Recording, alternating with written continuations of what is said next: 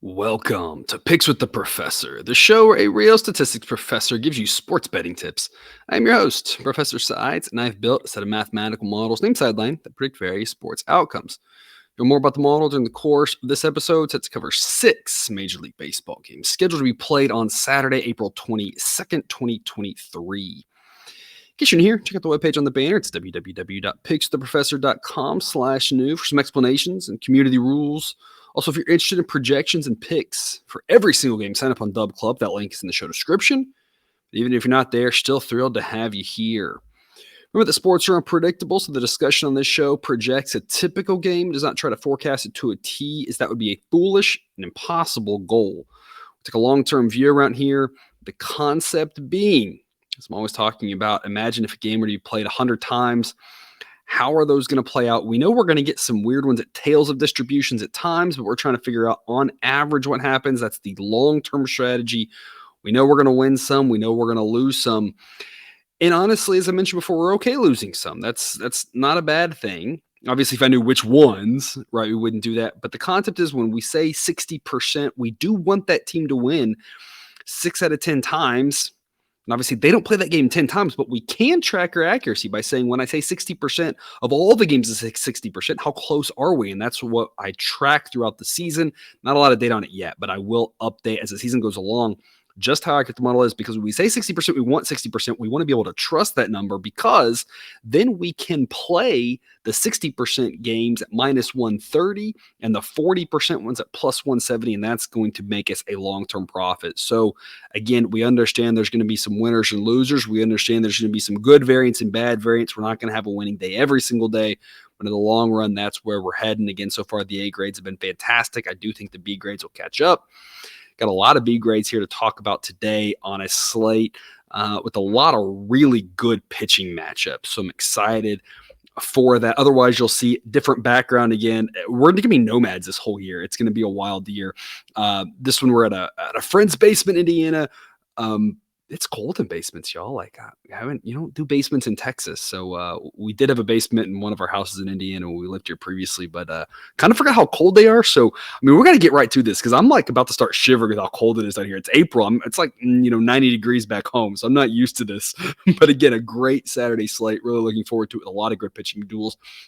But first, some reminders. Please hit that like button if you're on YouTube. Also, if you aren't yet, please consider subscribing or following. It's free. And if you turn on notifications, you won't miss any college basketball, MLB, or college football content that this channel provides. In the way I'm scaling things, A-grade moneyline plays return 4 units as the risk plus win equals 4. That we risk proportionally more on favorites than dogs. B-grade return 3, C return 2. In that way, we don't take any big minus plays or big plus plays off the table. We just risk a little bit more, a little bit less, and it's not quite as extreme as flat betting. That's the problem with the flat betting, is if you're risking a full unit on a plus 250, it's kind of extreme to put that full unit when you'd win one and then you basically blew it away on a dog that didn't stand a chance, right? So this will be kind of proportion a little bit better. It's the way I like to do it, but with the scaling and with the picks, as always, take what you like and leave the rest. Got the games all throughout the day. It should be a fantastic day of action. Going to give you a little bit of everything here and try to mainly talk about the really exciting pitching matchups here. 1 p.m. Eastern, Blue Jays at the Yankees. Weather-wise, we should be in the mid-60s for the entirety of this game, with the wind blowing in at 10 to 15 miles an hour. That's going to really help these two pitchers out. One of them I don't think needs any help. The other one might. Alek Manoah and Garrett Cole. Manoah obviously had a fantastic year last year, but his rating has actually dropped back down in my system to about league average. He's been terrible in his 4 starts so far, and the underlying metrics have not been kind to him. The underlying metrics didn't really like him that much last year. I tended to fade him a lot, and he did perform really well, but the underlying numbers just kept saying there's something not right with this. He's due to kind of get hit around a little bit. So far this season, that's what's happened. Garrett Cole, on the other hand, 0.95 ERA in 4 starts. The underlying metrics, well, obviously saying that that's a little bit unrealistic. Project him down in the low 2s. The system projects him going forward around 3. He's the second best pitcher in Major League Baseball, and he's approaching DeGrom in the sense that no one's actually approaching DeGrom, but he's getting closer than anybody else has gotten at this point in the ratings.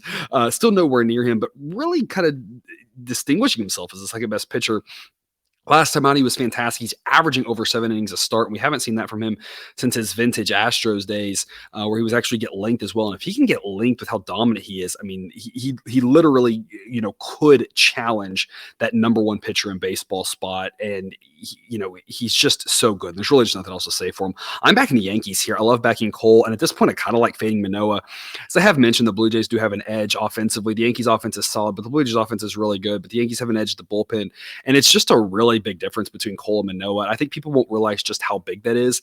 Kind of as always, we are paying a bit of a Yankees tax, but I'm still backing them here at minus 140. It's a B grade. Sideline says it should be Yankees minus 150. So that 60% win probability, anything minus 150 or better, the model says a good investment. And given the fact that we usually have to pay a Yankees tax, I'm extremely excited to be playing the Yankees here at a B grade play. Doesn't quite get to an A grade, needing to get into the mid minus 130s for that. I don't think we will see that, but backing Cole is definitely something I want as a part of my portfolio. You never know exactly how a game is going to play out. And again, the model says 4 out of 10 times the Blue Jays win this one, but that seems even a little bit high to me. I kind of think it's more 3.5 out of 10 to 3 out of 10. The way Cole's pitching, the way Manoah's pitching, well, the Blue Jays offense is really good. A good pitcher can shut them down. We saw it with the Astros a couple times here. This could easily be another vintage Garrett Cole start. He's going to be up against it with a tough offense, but I think he's up for the task. So I'm back the Yankees here minus 140. Again, B grade value. Total in this one is 7.5. Model says 7.6. And given how concerned I am about Manoah, I would not be playing the game under, but you could take the Blue Jays team total under, as that's been a strong way to go in all of Cole's starts. 4 p.m. Central, Rockies at the Phillies, kind of the black sheep of the games here that I'm covering. It's not one of the high profile ones, but I did want to talk about this one because I haven't mentioned before, and I think it holds pretty true for the most part. You want to be fading the Rockies on the road. Of course, this Phillies team, I don't really know what to make of them. They've had a couple of moments where they've looked good, like they're going to get back on track, but they've been just overall really terrible. Throwing Christopher Sanchez, a lefty. The Rockies are better against lefties. They're throwing Kyle Freeland, who's one of their better pitchers. This is a game that I'm still fading the Rockies on the road for the most part. If you fade them, you're going to be profitable, and at home is more the chance for you to back them because their strong home field advantage has lasted since their entirety, given that their players kind of know how to handle that altitude a little bit better than the opposing team does. But this is only a C grade, and I wanted to talk about it simply because I wanted to make sure that we were kind of on the same page here, and that a lot of times I am fading the Rockies a little bit heavier away from home, but that is not the case here. This is I guess I'll play it at minus 170 type play, but it's not one I'm really excited about. Christopher Sanchez, not great, and it's going to turn into mostly a bullpen game, which is okay. The Phillies bullpen is decent, but throwing a lefty out there gives the Rockies a little bit more of a chance. Freeland's not a terrible pitcher. The underlying metrics suggest his ERA should not be quite as low as it is, but he's not bad. And with the way the Phillies team's been playing, I just don't like paying a big price. So I'm on the Phillies here at minus 170, but it's only a C grade pick. It's one of the weakest fades we've had at the Rockies on the road, and that's why I thought it was worth talking about here, to say that this is not one to just blindly fade them heavily. Many of you are probably already thinking that given the way this Phillies team has played. Again, I'm recording this on Friday afternoon, so who knows how they look on Friday night with Nola going, and then Sunday with Wheeler going. You got 2 chances to really fade the Rockies pretty heavily against 2 stud pitchers, but Saturday's not a game that I would be doing that in. Again, on them just very weakly here at minus 170. Sideline says it should be minus 169. The Phillies win this about 63% of the time. So this I'd rather be on, but I just don't want to pay too big of a price. And if this gets too much higher, it just becomes a straight pass. But in fact, the play I would be looking here is the over. I am seeing 9.5. I'd love a 9 if you could get it, but I don't think you are. But Sideline projects 10.4 and just expects a lot of runs here. This Phillies offense is still decent. Going to be wind blowing out at 15 to 20 miles an hour for this game. We're going to start off pretty warm in the mid 70s. It will cool off to the mid 60s by the time the game finishes, but we're going to have a little bit warmer weather, especially to start. Strong winds blowing out, not a lot of great pitching anywhere around. The offenses should be able to get us to a more high scoring game. So the play I do like on this one's the over. Again, would love over 9, but still think over 9.5 is not a bad play, as the model indicates 10.4. Also at 4 p.m. Eastern, White Sox at the Rays. Great pitching matchup here. Dylan Cease and Shane McClanahan. The model, again, still doesn't think Cease is quite at McClanahan's level. That's part of the reason why we're on the Rays here at minus 180. Sideline says it should be minus 184, that the Rays win 65% of the time, and that the Rays have the better bullpen, the better offense. They're at home, and the better starting pitcher. So the model's okay laying a bit of a price. Only a B grade value, though, because we're really hoping more for something in the low, around minus 170 or so for that A grade. And I kind of agree with the model here in that the value proposition, it's just too steep of a price to fade CSAT. I know a lot of you are going to look at the plus odds on Cease and say, oh, when you get a chance to do that and you're going to back Cease at the plus odds. And I get where that's coming from. Here's my counter to that. While Cease does have a nice 2.01 ERA, the advanced metrics suggest that it should be more in the mid threes. That's where he's projected. Again, very, very good, just not quite great like McClanahan. McClanahan's underlying metrics are also a little bit, less excited than his 157 ERA, but more put his ERA that it should be in the upper twos. So I understand the concept of, hey, Dylan Cease doesn't get these big plus odds that often, but he's on the road against one of the better starters in baseball, Shane McClanahan being a top, maybe top 5, but definitely top 10 starting pitcher right now in baseball. Cease doesn't have really any support behind him in the bullpen. And that's kind of hurt because so far he's gone under 6 innings per start. And he's had these issues last year where he'll only go 5 innings at a decent number of starts. And if so, not a lot of bullpen help behind him. And again, offensively, he's going to be facing a really good Rays offense while McClanahan gets to face a very average White Sox offense. White Sox have to score for you to cash that bet if you're backing Cease. So it's just not a play that I could get comfortable with at the plus odds. I'm seeing now around plus 155. I'd be looking for something more in the plus 200 range. If I could get that, I would take Cease. Obviously, you and I both know we're probably not going to get that. So again, Rays are the play here. It's Rays or pass, in my opinion. And again, minus 180, worth an investment in your portfolio. B grade, smaller investment, not a bigger one, but worth it given that McClanahan is so good and the Rays are just so talented up and down the lineup. Obviously, we're in a dome here. Model projects 7.7. Actual total I'm seeing is 7. So again, a lot of people are going to say, oh, Cease, McClanahan, let's go under. If Cease only goes 5 innings and he kind of comes back to earth a little bit with that ERA. The Rays offense is good enough to put up a few runs. They get a few runs off the bullpen. I don't know. Under 7 isn't quite as exciting. People talk about first 5. You're going to be paying a premium. So it's a total I'm laying off of. The model said to go over the last time McClanahan pitched when he faced Toronto, and that game went over. Surprisingly, I wasn't touching it either way, and it's kind of the same thing here. I don't know if it's going to go over or under. It's just not worth the investment at 7, in my opinion, as the model projects 7.7. And this Rays offense is just a lot better than we're accustomed to seeing from Tampa Bay teams. It's a night game, 6 p.m. Eastern. Marlins at the Guardians. Maybe not 2 premium teams, but 2 premium starting pitchers. Sandy Alcantara and Shane Bieber. Alcantara has been really rough so far this year in his 4 outings, only averaging 6 innings, which is a stark contrast to how many innings he gave last year. His ERA is close to 6.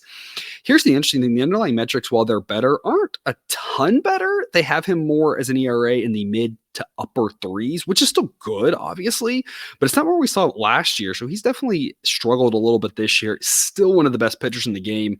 Shane Bieber's looked pretty solid in his 4 outings this year. Also one of the best pitchers in the game. Maybe a slight edge to the Marlins starting pitcher, but of course the Guardians, have a much better bullpen, still a better offense at home.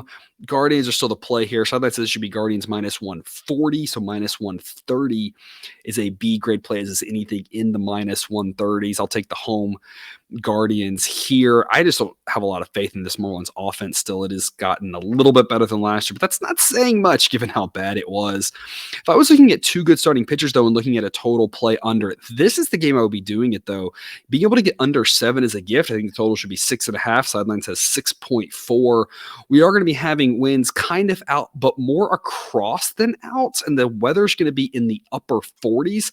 This is going to be like those Guardians playoff games we saw last year where it was just cold and it was hard to get runs. The ball just wasn't carrying. You're going to have to absolutely crush one to get it out.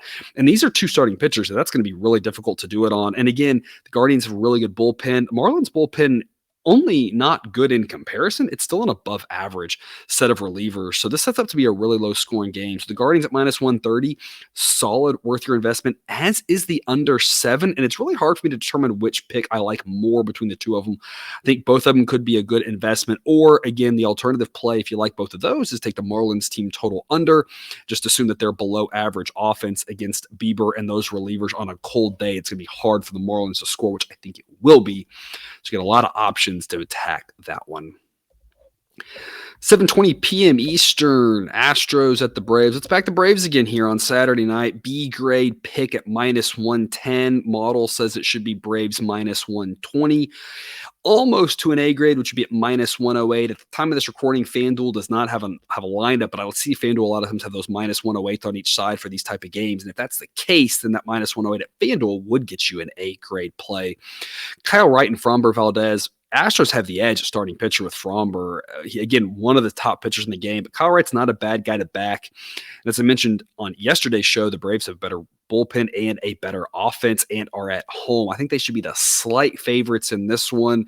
This being priced the way it is suggests that Kyle Wright is really far behind Framber Valdez, and I think he's behind him, but I don't think it's by that much. The ERAs tell a story that they are, but again, ERA tells you does a good job of telling you what did happen and doesn't necessarily tell you a lot about what will happen.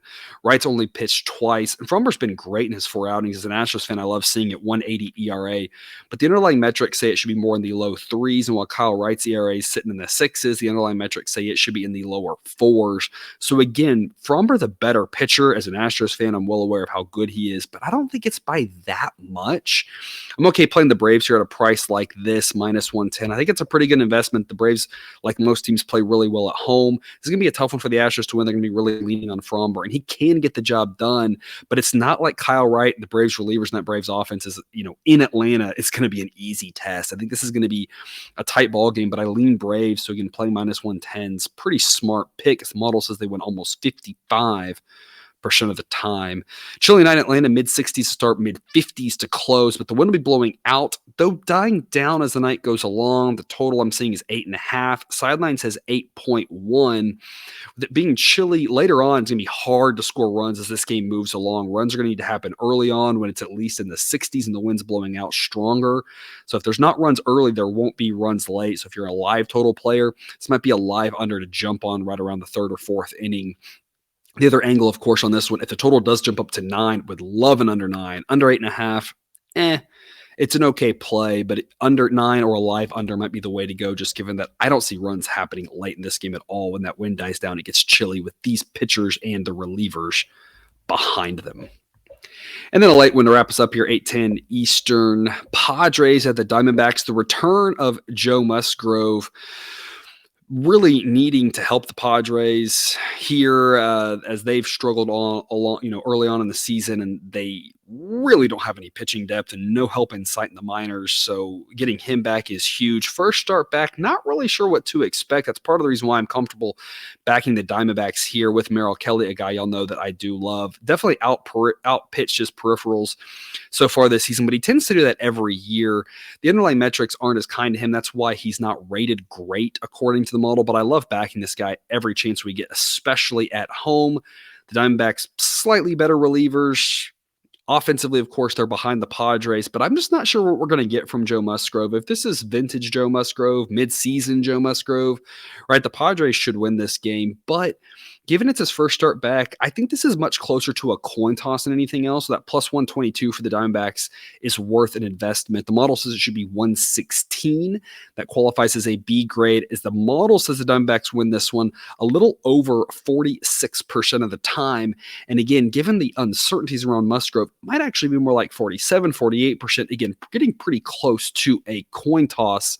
Again, Musgrove the better pitcher, but first start out, just not sure what that's going to do. And that could be the great equalizer along with the game being played in Arizona, giving the Diamondbacks a chance to win this. Again, Kelly's a guy I always love to back. Total, I'm seeing 9 or 9.5. The actual projection from the model, 8.8. So if you think you're going to get a good outing from Musgrove, this might be a good under game to go on, whether you take the bigger plus odds on the under 9 or lay a little bit of juice and go under 9.5. Because again, Kelly at home should be able to handle this Padres offense. Relievers pretty good all the way around. Roof should be closed. That should cool the temperatures down a little bit, making it a little bit more pitcher friendly. And again, if we get a good start from Joe Musgrove, kind of seems hard for this game to get to 9. I'm not really sure we're going to get from Musgrove, so I'm focusing my attention on backing the Diamondbacks, but that is another angle to consider, especially depending on how you feel about a pitcher who's only made, I believe, one rehab starting, and I don't think it went really long for him. Or if it was multiple starts, it was because he got re-injured. He's had some issues, needless to say, as someone who, I rostered the guy in fantasy, and I'll be starting in the fantasy, but I am a little bit nervous about what we're going to get. But, when half your starters are hurt, that's what you do. But that's a story for another day. Otherwise, though, that's all I've got for you here today on this episode of Picks with the Professor. Don't forget to subscribe so you can enjoy the sports betting content provided. This channel is dropped right into your feed. Be back again next week with more baseball betting content. And until then, as always, best of luck. And remember, you can eat your betting money, but please don't bet your eating money.